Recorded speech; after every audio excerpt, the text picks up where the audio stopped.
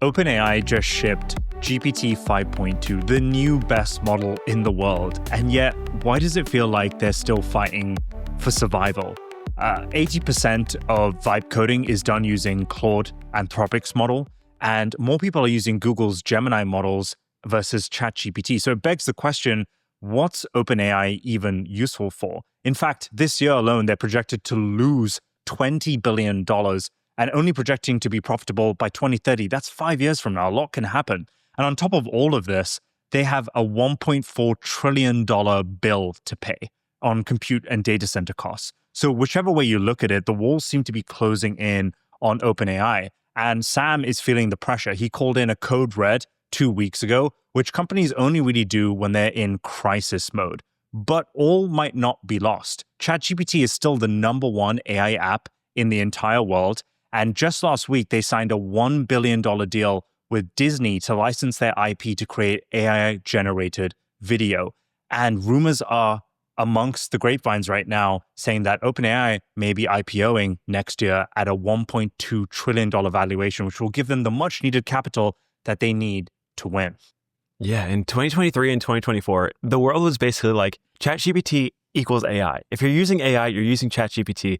In fact, most people off the street, if you ask them what AI was, they would tell you it's ChatGPT. There was a complete and total domination of the marketplace by this company up until this year. This year, the question has become not ChatGPT does equal AI, but like which AI do I use for which task? There's not one AI that does everything anymore because they've kind of siloed themselves into these individual buckets where if you want to write code, you don't go to ChatGPT, you go to Anthropic. If you want to create images, you go to Google. And ChatGPT is no longer the all-in-one app. It's a place where you go to solve a specific set of problems. And like sticking with the war analogy, because this is the Game of Thrones, it's like OpenAI used to have the only aircraft carrier in town. Everyone had to come through them to use them, but now everyone has an aircraft carrier.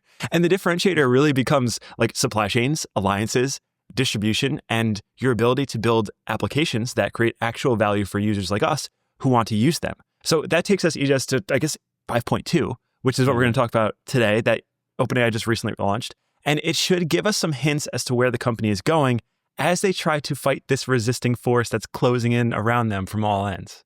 Yeah, so the resisting force comes in the form of Google's Gemini 3 Pro, which released 2 weeks ago, and then Anthropic's Claude Opus 4.5, which is the frontier model when it comes to coding. So really, when OpenAI released this model, people were looking at these two competitors and seeing how it weighed up against it. And the answer, Josh, is really, really well. It technically beats Claude Opus 4.5 in coding, and it beats Gemini 3 Pro against a range of different generalized AI activities. So technically, I think it is the best or #1 model in the world. And the reason why I'm kind of like a little uncertain about this is I just feel like, to your point, they're gamifying towards benchmarks that don't really matter or don't really apply to the real world. But there is one particular benchmark that I thought was really cool that it excelled in, which was GDP Val, which basically measures how GPT 5.2 performs in real world expert level tasks. So I'm talking about things that people do in work that professionalize in their work. And it was measured that in 70% of cases, Josh, human experts would choose GPT 5.2's output and answer and the way that it deals with that particular task versus an expert professional human that's paid hundreds of thousands of dollars a year, which kind of blew my mind. And that was the most valuable kind of takeaway with GPT 5.2. So ChatGPT feels like it's stuck between a rock and a hard place where they're optimizing for these vanity metrics, but the actual day-to-day experience for a lot of users like myself and you are just not really changing much. The product has mostly stayed the same. The models are getting better, but the only difference that I notice is that the tick in the little top left corner goes from 5.0 to 5.1, and now it says 5.2. But in terms of the actual outputs, in terms of my experience using the platform, not a whole lot has changed. In addition to this, they have tweaked the cost a little bit, which is pretty pricey. It's $21 per million tokens in, $168 per million tokens out. So you're paying for a frontier model for sure. And this is probably a result of them just using a tremendous amount of compute to optimize for these benchmarks, which is bizarre because Sam Altman came out and said, this is a 390x cost reduction in a year, which is pretty remarkable. And you really have to take a step back and appreciate what they've been doing, because a lot of the sentiment around OpenAI right now is fairly bearish in the sense that they have a lot of hard challenges they need to overcome in order to make this whole thing work. But a 390 times cost reduction in anything in a year is pretty remarkable. And that's relative to, I believe, '03, which was, if you could believe this, it was released a year ago, which feels like an eternity ago. But it was literally not even 12 months ago. And since then, we've gotten, I mean, you could look at this ARC AGI chart, which is the benchmark that kind of everyone uses to gauge where these companies are on the path to AGI. They've made such an incredible improvement. And that token that used to cost $1 now costs, what is 1/400th of a dollar, whatever that is, just a fraction of the cost. And these changes are remarkable. So even though we're being particularly bearish on OpenAI, you do have to admire the fact that this industry is advancing so quickly. And what cost $400 yesterday now cost $1 today for something that is far higher quality. All of that being said, Josh, I am not entirely sure that models are kind of like the thing to optimize for, at least from a benchmarks perspective. I think that OpenAI should be focused on one thing and one thing only that they do really well, which is the consumer product mode. And we have a deal based on this that has come into play over the last week, which is the Disney deal, the $1 billion deal that they inked with Disney in order to hopefully, I guess, make a little bit more of a mainstream splash. I guess the way you could describe it is if you can imagine Disney as a sneaker brand and Sora is the machine that could generate these unlimited custom shoes. Until now, people were basically making these fake Nikes. And this is a big problem. There's a lot of these fake products that are reflective of the real thing, but lack in the quality. They're messy. They're legally very sketchy. And then Disney is finally coming and they're kind of capitulating. They're like, okay, we're going to officially license the designs, but we're going to set the rules and we're going to make sure that we get paid so our brand doesn't get wrecked. So this very much feels to me like a hedge against the destruction that was already starting. So now fans can go and they could generate short videos using Disney characters or Marvel, Star Wars, whatever it is. And then Disney gets the opportunity to skin that the way they like, put the guardrails in place. And then Disney also even offers plans to stream curated clips on Disney Plus. So they're actually integrating this into their ecosystem. So what you're seeing here, and it is really funny, it's like they're letting you play with the characters, but not steal the actor's identity. And this feels like a 180 from where they stood previously, because just from what I understand, they're simultaneously suing Google over copyright infringement stuff. So they're saying, no. If we're going to play this game, we're going to play this on our terms. And they committed at least $1 billion to OpenAI to form this relationship and to start doing it. And to me, it feels interesting. And on the screen, we have a bear case too, where it seems like they have just totally capitulated.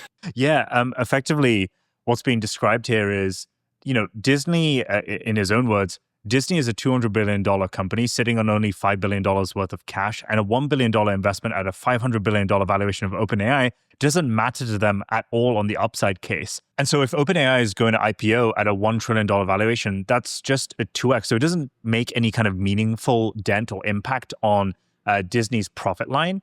Where I think the real value is coming in here, Josh, is long-term. If you can have endless amounts of content generation for Disney's IP without Disney needing to spend money on really expensive animators and teams to produce the content. And, animation takes years to produce. OpenAI can generate it in a couple of minutes.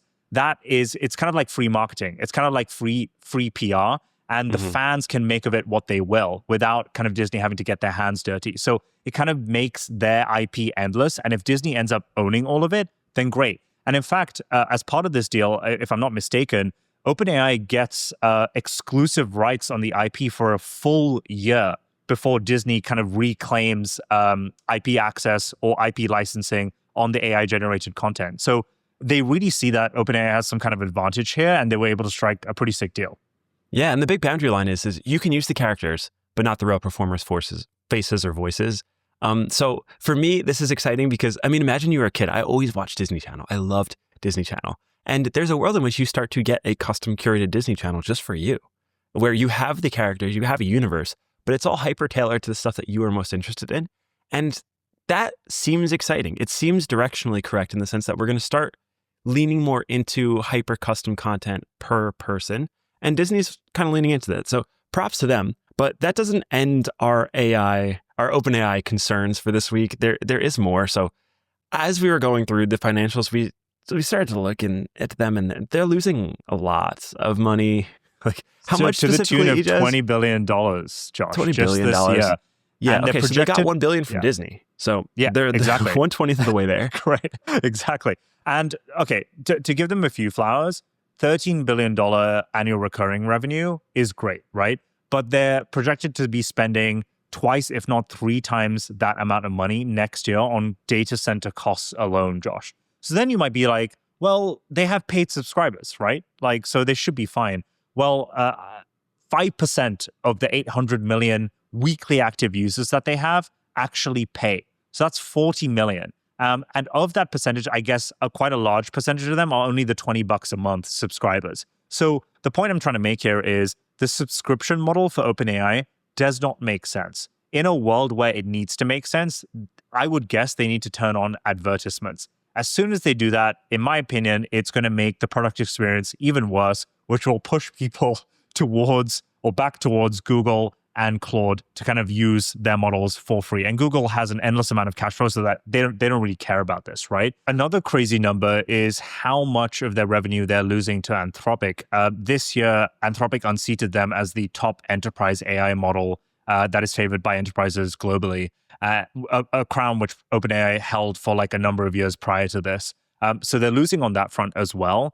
And then when it comes to just like generally projecting their revenue, Josh, a number that they've floated is, by 2030, we'll have $200 billion worth of revenue. But what people aren't contemplating is how much they're still measured to be losing in that same year, which is around the same amount, if not a little bit more. And of course, like these bar charts and stuff are all just estimates. No one knows how this will actually end up transpiring, but it's worthy to think about.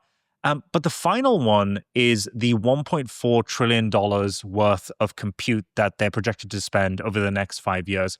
And I actually want to come in here with a positive note, Josh, because this is the biggest kind of debt on their balance sheet that people kind of like bear about, right? They're saying like, hey, this is a really bad thing. OpenAI is not going to be worth a lot of money because of this.